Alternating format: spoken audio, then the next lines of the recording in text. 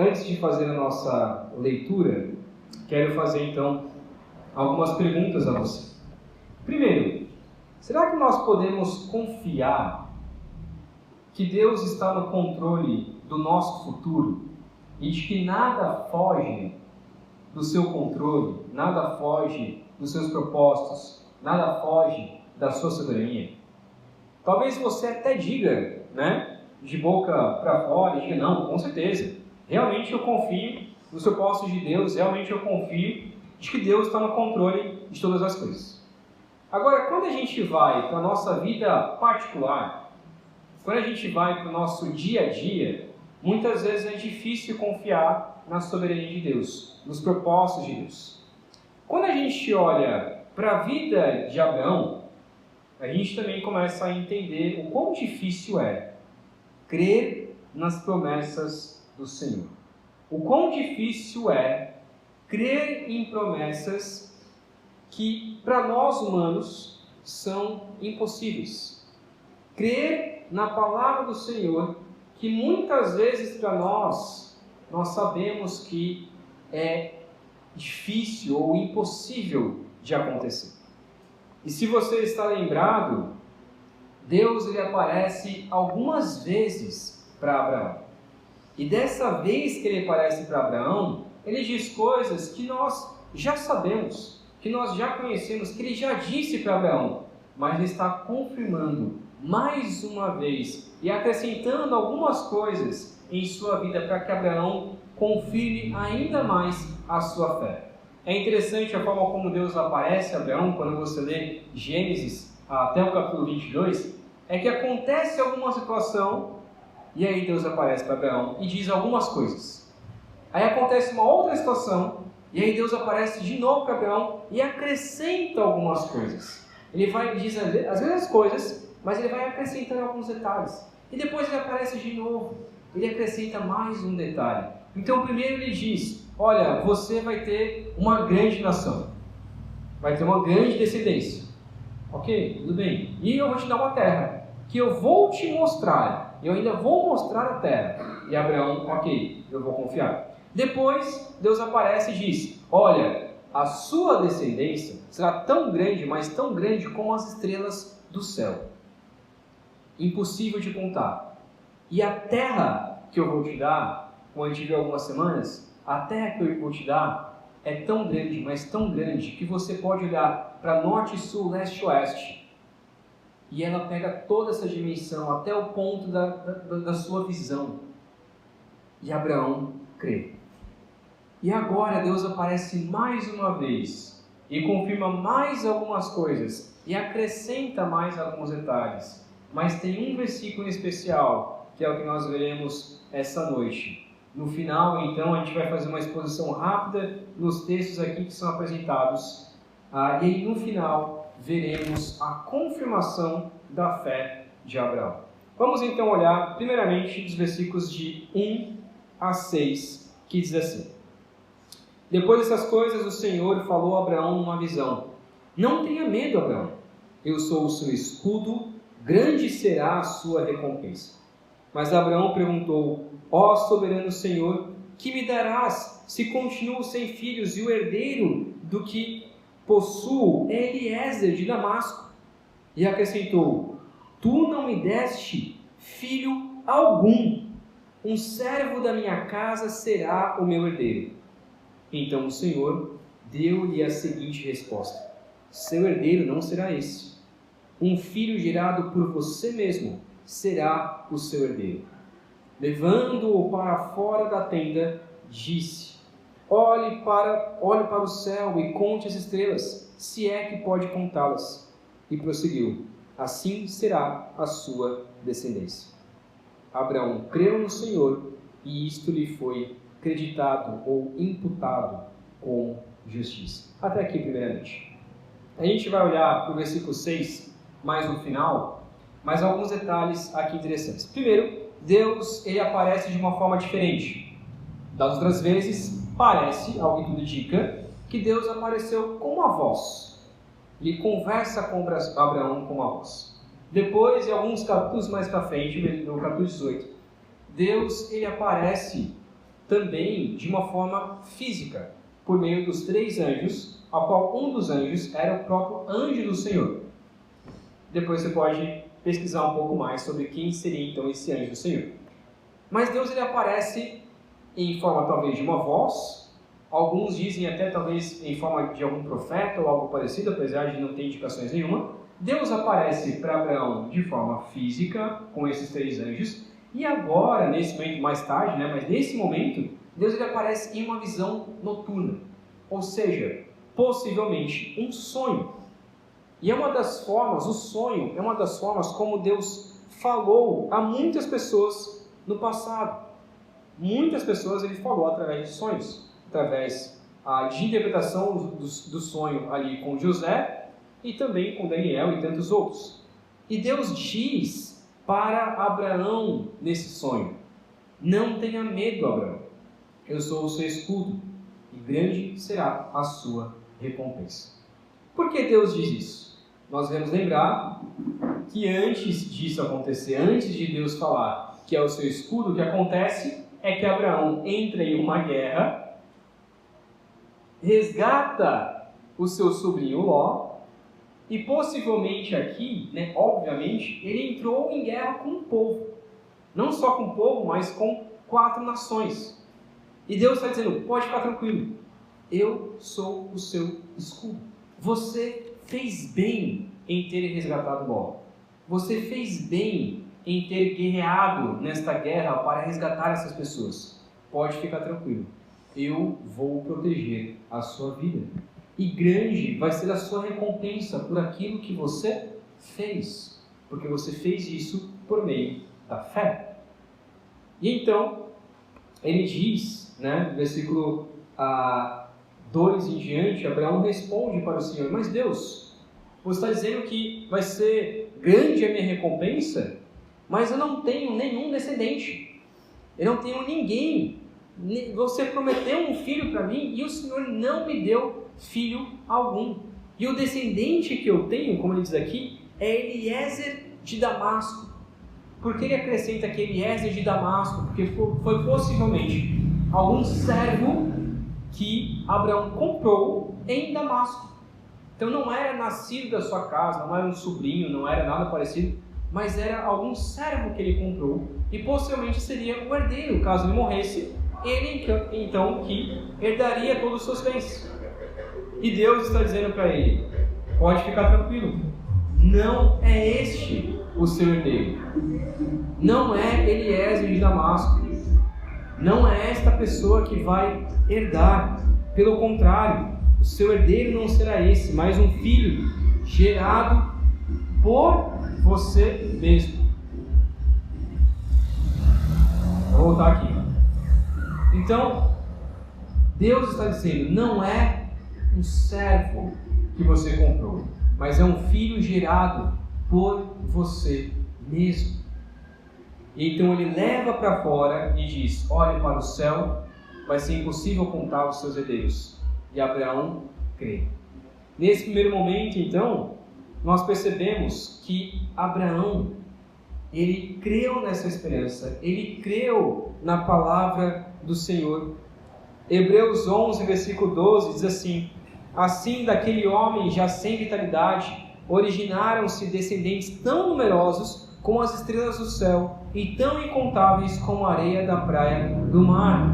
Então, de fato, isso aconteceu, mas nesse momento para Abraão era algo distante. Para Abraão era algo que talvez seria impossível de acontecer, e de fato era impossível de acontecer, e ele simplesmente creu. Nós vamos voltar para o versículo 6 mais tarde, mas vamos olhar rapidamente então do versículo 7 ao versículo 17, que diz assim, vamos ler e tirar algumas lições aqui também.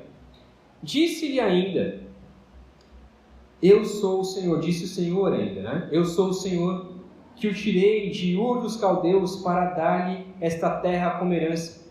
Perguntou-lhe Abraão: ó soberano Senhor, como posso saber que tomarei posse dela? Respondeu-lhe o Senhor: traga-me uma novilha, uma cabra e um carneiro, todos com 3 anos de vida, e também uma rolinha e um pombinho. Abraão trouxe todos esses animais, cortou-os ao meio e colocou cada metade em frente uma à outra. As aves, porém, ele não cortou.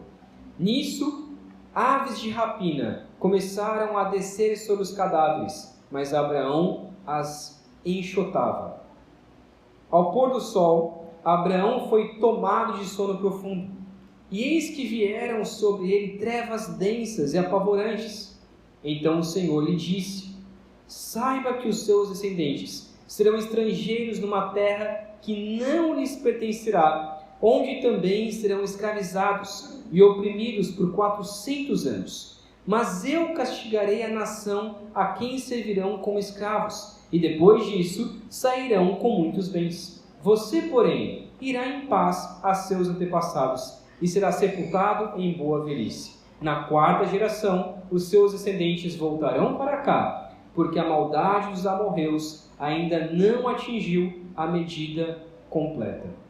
Depois que o sol se pôs e veio a escuridão, eis que um fogareiro esfumaçante, com uma tocha acesa, passou por entre os pedaços dos animais.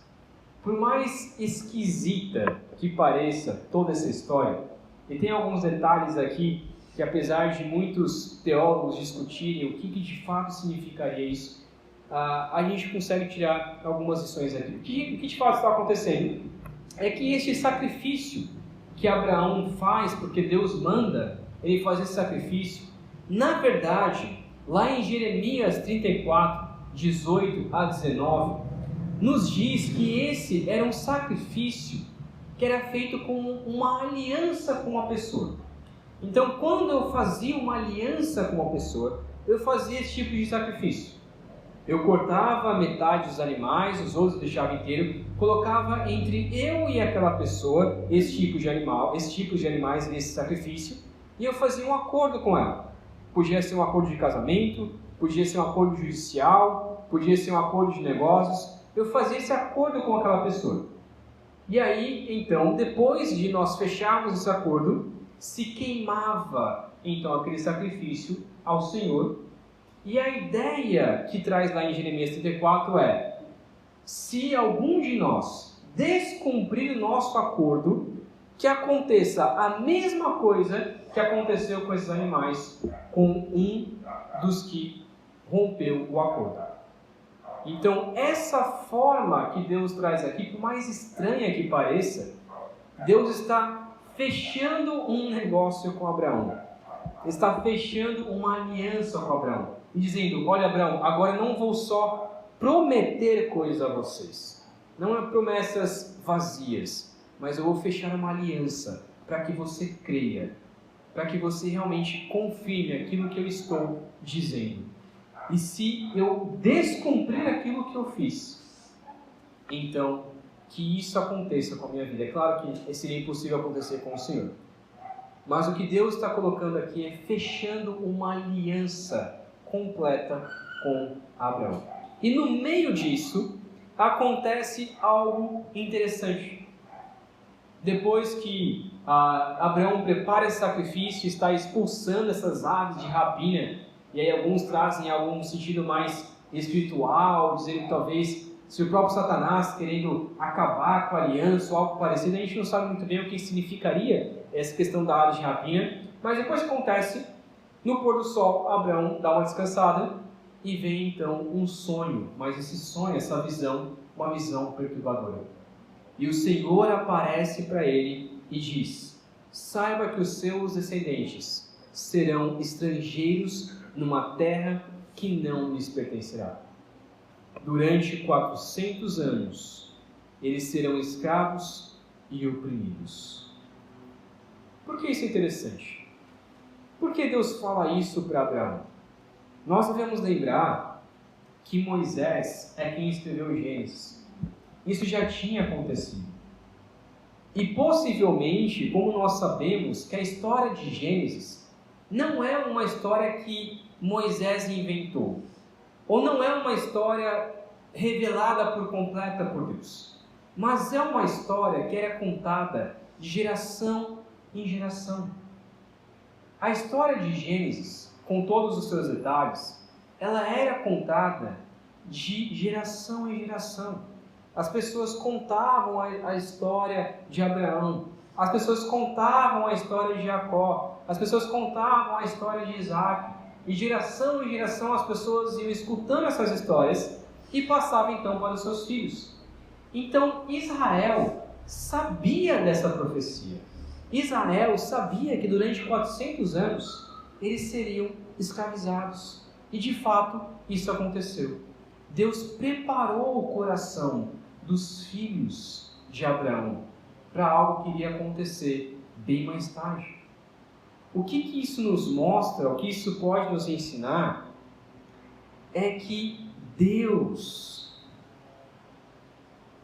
Ele é confiável em suas promessas. Deus sabe do futuro. E existem futuros bons e futuros ruins. No sentido de que existem bênçãos que vai acontecer na vida de Abraão, mas também Deus está mostrando, olha, também vão existir coisas ruins. Também vão existir provações difíceis aos seus filhos. Eles vão passar por uma tribulação, por uma escravidão de 400 anos. Mas fique tranquilo, depois de acabar os 400 anos, eles vão sair dessa terra, eles vão sair com muitos bens, para conquistar finalmente a terra que eu estou prometendo. E Moisés, quando está escrevendo isso para Israel, está mostrando para o povo de Israel, olha, isso que vocês acabaram de passar, Deus já tinha prometido para Abraão. Isso que vocês acabaram de passar, Deus já tinha falado que iria acontecer. Então fiquem tranquilos, porque da mesma forma que Deus falou que isso iria acontecer com vocês, também Deus vai prometer algo novo, que é o que vai acontecer a seguir com vocês. Então Deus está dizendo, Moisés está dizendo, olha, fiquem tranquilos, aquilo que aconteceu na vida de vocês, porque vocês foram escravos, era algo prometido. Deus prometeu, Deus falou para Abraão que isso iria acontecer. Mas não é para vocês ficarem desesperados, porque Deus está dizendo, eu iria tirar o povo de lá, o meu povo de lá. Eu iria tirar o meu povo do Egito. Da mesma forma como Deus, Ele encerra então essa aliança com Abraão por meio desse sacrifício, por meio desse fogareiro, prometendo, pode ficar tranquilo, que eu cuidarei dos seus descendentes. Eles vão passar por tribulações, mas no final de tudo, eu vou dar a terra prometida, que é o que Deus então promete, dos versículos 18 até o versículo 20, em que diz assim: naquele dia, o Senhor fez a seguinte aliança com Abraão. Então, depois de fechar essa aliança, Ele então fecha essa aliança prometendo a Abraão dessa maneira: aos seus descendentes dei essa terra, desde o ribeiro do Egito até o grande rio, o Eufrates, e a terra dos queneus, dos quenezeus, dos cadmoneus, dos hititas, dos ferezeus, dos refaíns, dos amorreus, dos cananeus, dos gigazeus e dos jebuseus. A gente vai voltar também no versículo 16 também para olhar algo a respeito disso. O que Deus está colocando aqui? Deus está falando para Abraão: Abraão, pode ficar tranquilo. O povo vai passar por uma grande tribulação de 400 anos, mas a terra que eu prometi para eles, de fato, eles vão tomar posse. E não é somente uma terra longínqua, não é algo na sua mente, Abraão. Ela tem endereço, ela tem um mapa, ela tem uma geografia. E agora estou falando para você, Abraão, finalmente, como que é essa terra. Essa terra, ela vai do Egito, lá no norte, até o Eufrates, no sul. Essa terra tem uma dimensão.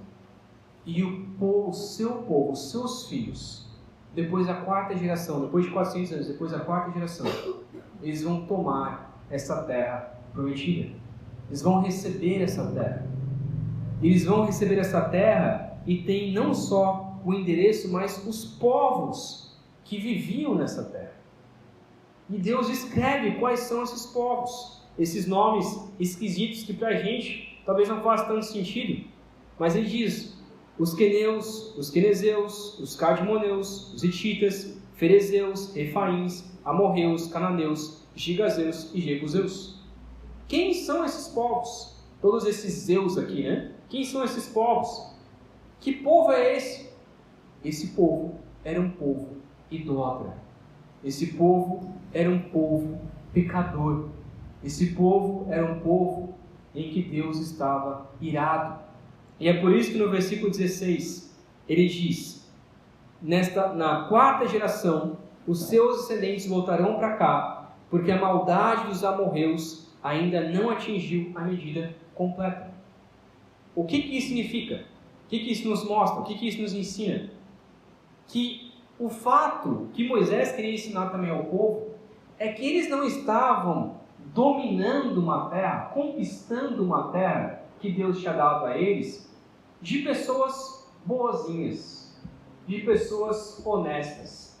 Quando a gente olha para essa história de Israel enfrentando uma guerra, indo ali, como a gente canta, né, Josué ali guerreando, derrubando os muros de Jericó, e eles avançando nessas guerras, muitas vezes a gente olha para essa história que nós vemos em Josué e no começo de Juízes, e a gente fica meio confuso. Nossa, por que Deus está guerreando contra um povo?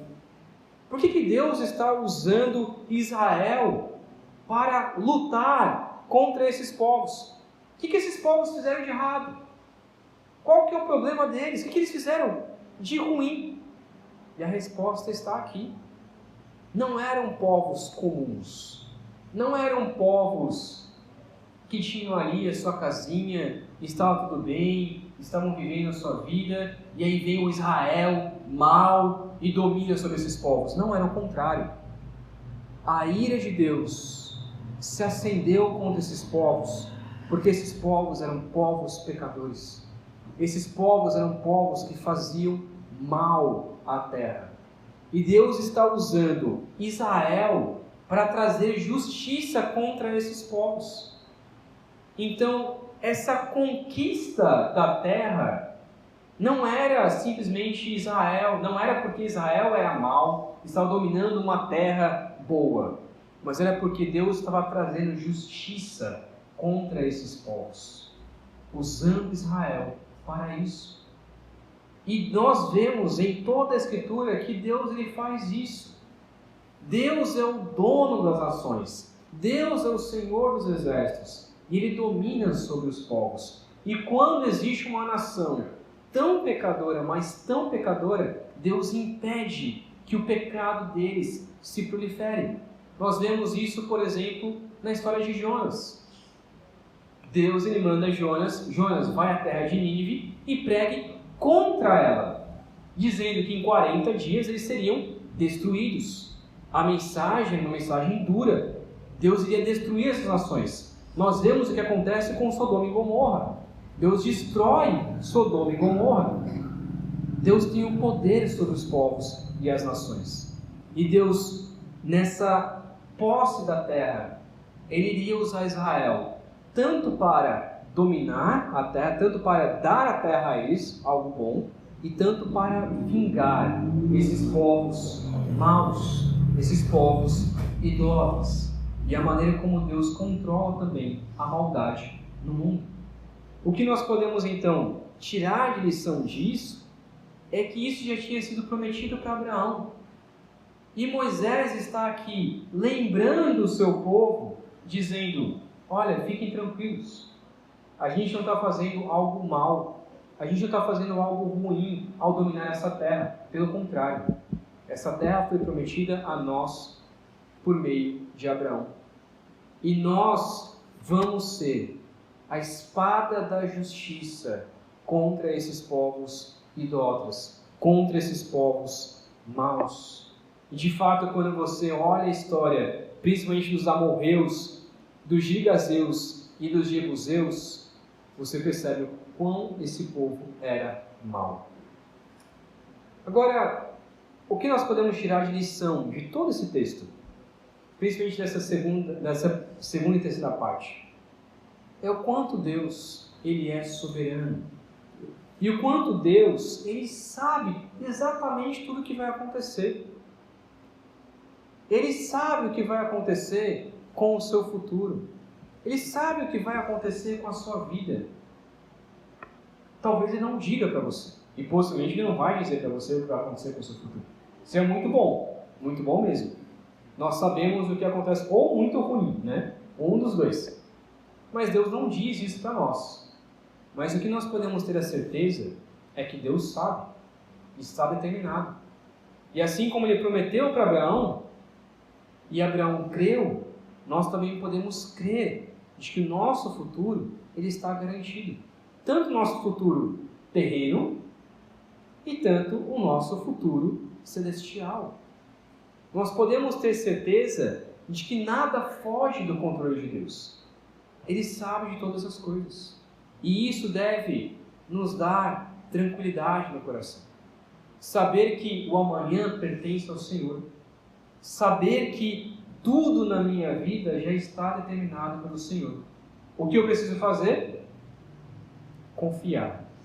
O que eu preciso fazer? Crer.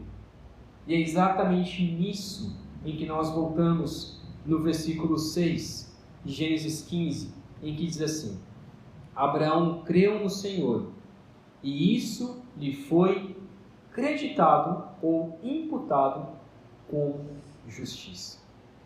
Abraão creu no Senhor. Essa fé de Abraão não era como um sentimento vazio de que vai dar tudo certo. Não era simplesmente, Senhor, eu sinto no meu coração que vai dar certo, eu tenho fé. Muitas vezes a gente fala assim, não, eu tenho fé de que vai dar certo. Não era essa fé. Essa fé não era nesse sentido uma fé vazia, mas sim uma fé nas promessas de Deus. Era uma fé de que se Deus disse que vai acontecer, então eu creio piamente e vivo em prol dessa fé, em prol da promessa do Senhor.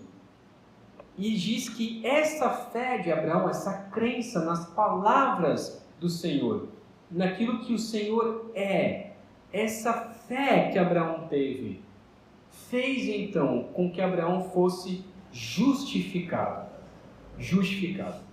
A justificação aqui significa que Deus considerou Abraão como uma pessoa justa para receber a salvação para a sua vida. É a mesma que acontece quando nós somos salvos. Quando nós acreditamos no Senhor, quando nós cremos no Senhor, nós então recebemos a justificação. Essa justificação é que Deus nos considera agora não mais como ímpios, mas como justos, como pessoas que vão então receber a salvação, serem salvas por meio de Cristo Jesus. Existem algumas coisas, falando sobre o futuro, que eu acredito piamente na soberania de Deus. Por quê? Qual foi a pergunta que nós acabamos de ler?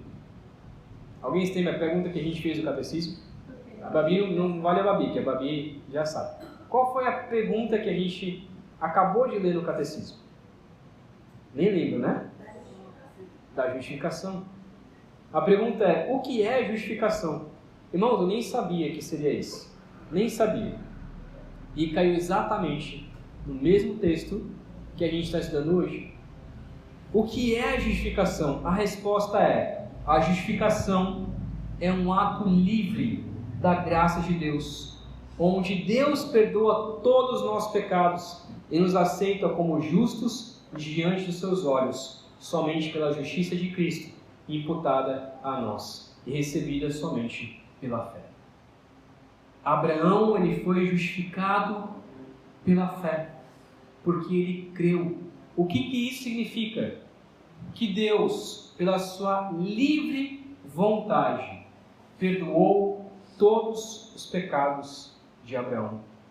Deus, ele aceitou Abraão como justo diante dos seus olhos, por meio de uma justiça que viria posteriormente, através de Cristo Jesus. A justiça de Cristo foi imputada sobre Abraão. A justiça de Cristo é então imputada sobre nossas vidas. A justificação de Abraão, no entanto, nós vamos entender que não foi por aquilo que ele fez ou deixou de fazer, mas foi pela fé que Deus deu para ele, para que ele pudesse acreditar em suas promessas. Se eu tivesse no lugar de Abraão, se qualquer pessoa tivesse no lugar de Abraão, ninguém acreditaria que teria um filho já idoso, que teria uma grande nação, grandes descendentes, que herdariam essa terra prometida. Essa fé que Abraão teve não foi algo que ele teve por si mesmo, mas foi algo dado por Deus. Deus deu essa fé para Abraão, e Abraão então creu. A justificação de Abraão, então, primeiro, não é por meio de obras. Ele não foi salvo pelas obras, não foi justificado pelas obras, como diz Efésios. Não foi por meio da lei, como os judeus acreditavam, que eles eram justificados pela lei. E nós vemos em Romanos que Abraão, e a gente vai ver daqui a pouco um texto, que Abraão não foi justificado pela lei, porque a lei nem existia. Ainda não tinha sido escrita a lei é escrita por Moisés depois. Então Abraão não tinha como ser salvo pela lei. Abraão também não foi salvo pela circuncisão, porque isso é antes de Deus imputar, colocar a circuncisão. E os judeus acreditavam que a pessoa ou era salva pelas obras, pelo cumprimento da lei e pela circuncisão. E Abraão foi justificado antes dessas três coisas: antes das obras, antes da lei, antes da circuncisão. E é exatamente esse argumento que nós vemos, por exemplo, em Gálatas 3,6, em que ele está falando justamente que nós não somos salvos pela lei, mas somos salvos pelo Espírito, pela fé, em que ele diz lá em Gálatas 3,6, considerem o exemplo de Abraão, ele creu em Deus e isso lhe foi acreditado como justiça. Então, o que nos salva não é a lei, o que nos justifica não é a circuncisão, o que nos justifica não é as nossas obras, o que nos justifica é crer na promessa de Deus, é crer em Deus, crer no próprio Senhor. E é por isso que eu quero ler o texto lá de Romanos 4, que também foi lido no início do nosso culto, mas Romanos 4, versículos de 1 a 12, se você quiser abrir comigo, Romanos 4, de 1 a 12.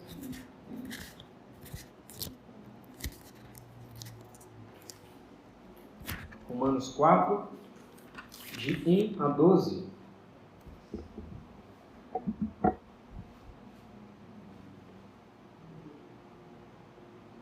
E que diz assim, eu queria que você prestasse bastante atenção, porque é algo muito importante para as nossas vidas. Que diz assim, Romanos 4, de 1 a 12. Portanto, que diremos do nosso antepassado Abraão? Se de fato Abraão foi justificado pelas obras, ele tem que se gloriar, mas não diante de Deus. Que diz a Escritura? Abraão creu em Deus, e isso lhe foi acreditado como justiça. Ora, o salário do homem que trabalha não é considerado como favor, mas como dívida. Todavia, aquele que não trabalha, mas confia em Deus, que justifica o ímpio, sua fé lhe é creditada como justiça. O que ele está dizendo aqui, para começo de conversa? Abraão não foi salvo pelas suas obras, porque se ele fosse salvo pelas suas obras, seria a obrigação do Senhor em salvá-lo. Então não é graça, é salário. Mas como nós sabemos, que o salário do pecado é a morte. Ou seja, a única coisa que nós merecemos de salário não é a salvação. O que nós merecemos de salário é a morte. E ele está dizendo, Abraão, ele não foi salvo pelas suas obras, ele não foi justificado pelas suas obras, ele foi justificado pela sua fé. Versículo 6. Davi diz a mesma coisa, quando fala da felicidade do homem a quem Deus acredita a justiça, independente de obras. Como são felizes aqueles que têm as suas transgressões perdoadas, cujos pecados são apagados. Como é feliz aquele a quem o Senhor não atribui culpa. Ou seja, como é feliz aquele a quem o Senhor faz essas coisas. E não como é feliz aquele que vive pelas suas obras, mas sim como é feliz aquele a quem o Senhor escolhe para perdoar os seus pecados. Versículo 9. Destina-se esta felicidade apenas aos circuncisos ou também aos incircuncisos? Já dissemos que no caso de Abraão, a fé lhe foi acreditada como justiça. Sob quais circunstâncias? Antes ou depois de ter sido circuncidado? Não foi depois, mas antes. Assim, ele recebeu a circuncisão como sinal, como selo da justiça que ele tinha pela fé, quando ainda não fora circuncidado. Portanto, ele é o Pai de todos os que creem, sem terem sido circuncidados, a fim de que a justiça fosse acreditada também a eles. E é igualmente o Pai dos circuncisos, que não somente são circuncisos, mas também andam nos passos da fé que teve nosso pai Abraão antes de passar pela circuncisão.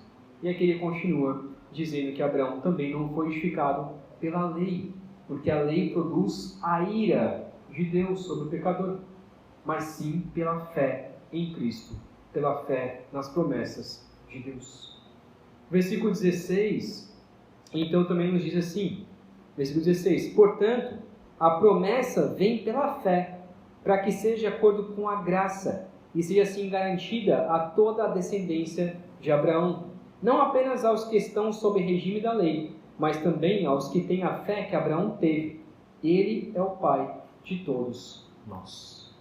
E aí, então ele continua dizendo que Abraão foi constituído então pai de muitas nações. Ele é o nosso Pai, o Pai da fé. Então vale ressaltar aqui que nós não somos justificados, nós também não somos salvos pelas nossas obras, pela nossa própria justiça, pela lei, porque eu sou circuncidado ou não sou circuncidado. Eu não sou salvo por essas coisas, eu sou salvo pela fé. E essa fé também vale ressaltar que não é um merecimento meu porque eu tenho fé. Alguns batem no peito e dizem assim, não, porque eu sou um homem de muita fé. Eu tenho muita fé em Deus. Eu tive fé e aí fui salvo. É o contrário. É Deus quem dá a fé. Se eu pudesse bater no peito dizendo, eu tive fé e acreditei, então é o que o texto está dizendo. Então Deus te salvou por obrigação e não por graça. Deus te salvou porque você merece e não porque foi algo gracioso do Senhor. Então, se for por obrigação, então Cristo não serviu para nada. Cristo não serve para nada em nossas vidas. Mas se é por graça, então é porque Cristo agiu em favor de nós. Então eu não posso bater no peito dizendo, olha a fé que eu tive para ser salvo. Olha como eu sou uma pessoa de fé. Não, eu tenho que bater no peito com humildade, dizendo, Senhor, nem a fé vem de mim. Eu não creio no Senhor porque eu sou uma pessoa boa. Eu não creio no Senhor porque eu faço boas obras. Pelo contrário, eu só creio no Senhor. Eu só amei o Senhor porque o Senhor me amou primeiro. Como eu achei interessante um autor dizendo, ele comenta assim, a fé é a mão estendida de um mendigo a tomar posse de um presente de um rei. A fé é a mão estendida de um mendigo, de simplesmente receber um presente de um rei. O mendigo não fez nada para merecer aquilo, e Deus simplesmente estendeu e deu o presente a nós. A fé é uma causa instrumental, é um instrumento para que nós possamos crer, mas não como algo que é o fim da justificação. A fé não expia a nossa culpa e nem remove o castigo. É apenas um instrumento de propiciação dos benefícios da redenção. O que isso significa? Nós não somos salvos, apesar de nós sermos salvos pela fé, mas o que nos salva não é a nossa fé. O que nos salva é o autor da fé. É onde a fé está destinada. E é exatamente isso que acontece com Abraão. Ele não foi edificado pela sua grande fé, mas ele foi edificado pelo fim da sua fé, que era o próprio Deus, a promessa do Senhor. E o Senhor, então, justificou a sua vida. E aí, é dessa maneira, então, que nós somos justificados e salvos, tendo a mesma fé que Abraão teve. Para concluir, então, Abraão creu nas promessas de Deus e foi justificado por aquele que concedeu a fé. Podemos aplicar, então, de 3 maneiras. Primeiro, assim como Abraão, a única coisa que nós devemos fazer é crer em quem é Deus e nas promessas do Senhor. Se você crê que Deus é poderoso, que não mente, que é soberano sobre tudo, então você também vai crer que tudo o que Deus promete, Ele cumprirá. Tudo que Deus falou em sua palavra, Ele vai cumprir. Isso significa que a nossa salvação não depende de nós, mas sim da fé que Deus nos dá para crermos em Cristo Jesus. Cremos em um Jesus que nós não vimos. Nós não vimos Jesus morrendo no Calvário. Nós não vimos Jesus ressuscitando, mas cremos. Cremos em algo que é impossível. Porque de fato é impossível para nós humanos acreditar que simplesmente Deus se encarnou em Cristo Jesus e morreu para pagar pelos nossos pecados. Precisa de muito mais fé para acreditar em Cristo do que para acreditar que você vai ter um filho, mesmo na velhice, e vai ter uma grande nação. Precisa de muito mais fé para crer em Cristo Jesus. E nós temos essa fé de Abraão, que não é dada, não é merecimento nosso, mas é dado por Deus. É impossível, quando a gente olha para isso, quando a gente olha para o nosso coração, a gente tem que olhar para o nosso coração e pensar: como que eu acreditei em Jesus? Como que eu passei a acreditar em Cristo? Uma pessoa que eu nunca vi, que viveu 2000 anos atrás, que a gente lê num livro traduzido para nós, que várias pessoas traduziram, e eu leio nesse livro, e leio essa história, creio nisso e vivo o resto da minha vida acreditando em histórias que eu li num livro, acreditando em histórias que eu escutei numa pregação. Quando a gente olha para isso, faz sentido o que os ateus e aqueles que não acreditam em Deus fiquem zombando de nós. Faz sentido zombarem de nós, porque de fato é algo impossível de acreditar. Humanamente falando, é impossível de acreditar em um Deus que se encarnou e morreu por nós. É impossível de acreditar simplesmente em um livro de 66 livros que a gente simplesmente confia com as nossas vidas e diz: eu morro por isso, eu morro por essa verdade. Porque humanamente falando, é impossível de acreditar. E é por isso que essa fé ela é dada por Deus, simplesmente por Deus. Porque quando eu olho para o meu coração, eu percebo que não tem como eu acreditar nisso. Quando Abraão olhava talvez para o seu coração, ele dizia: é impossível acreditar. E é por isso que lá no capítulo 18, Sara ri de Deus. E depois Deus dá então a confiança e a fé também a Sara. Mas Abraão crê. Não tente também se justificar pelas suas obras, assim como os judeus faziam, assim como muitas igrejas fazem por aí. É inútil diante de Deus você ficar se justificando.